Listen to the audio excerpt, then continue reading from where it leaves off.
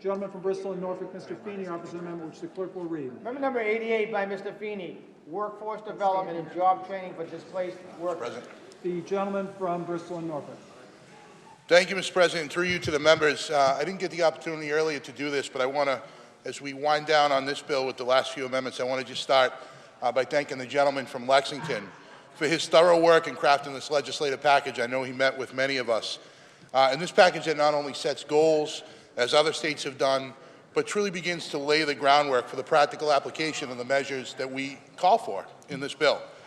There's no doubt that climate change is the existential threat that it has been reported to be, and that while some may have come around to the science a little bit later than others, there is overwhelming consensus right now in 2020 that this is no longer simply a threat or abstract idea.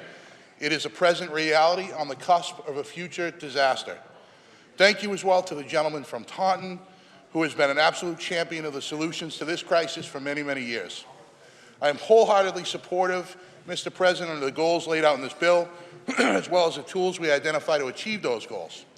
I will proudly vote yes on the underlying bill to ensure that Massachusetts remains a leader and that we do our part in combating climate change. As we double down on these efforts, though, Mr. President, I just want to elevate the voices of one group in particular: the workers of the energy sector that will be inevitably displaced, the majority of which agrees with our objective and want nothing more than a clean environment for their own children and for the next generation. But as we debate policy, there is very real trepidation among these workers, our constituents. In a robust economy and almost full employment, sometimes, Mr. President, it's tough to see, but as the working class, the daily wage earners, continue to work in this sector each and every day, they are on the cusp. They're just one pink slip away from poverty. So as we debate these issues and rightfully adopt these measures that transition our generation and energy consumption behaviors, we must do so by engaging the workers that will be adversely affected. Not by simply pointing to the new jobs in the green energy sector and wishing them luck, but by truly paving the way, by creating a structure of training and education, by actually studying the impact on workers, by ensuring that the renewable energy sector jobs that are created are filled first by the workers that are displaced, by analyzing the wages, benefits, and working conditions of workers that will be displaced, and by demanding that the new jobs meet those standards and hold workers harmless. The data shows that when workers get laid off from their job, they tend to move to jobs with less pay and fewer benefits. And they have a difficulty in finding those jobs in the first place.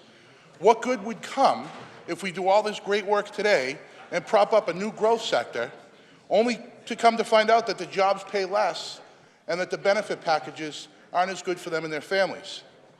To date, here in the Commonwealth, when we experience closings, the only just transition provisions that we see have been negotiated directly through a bargaining representative with the owner of the plant that's being closed.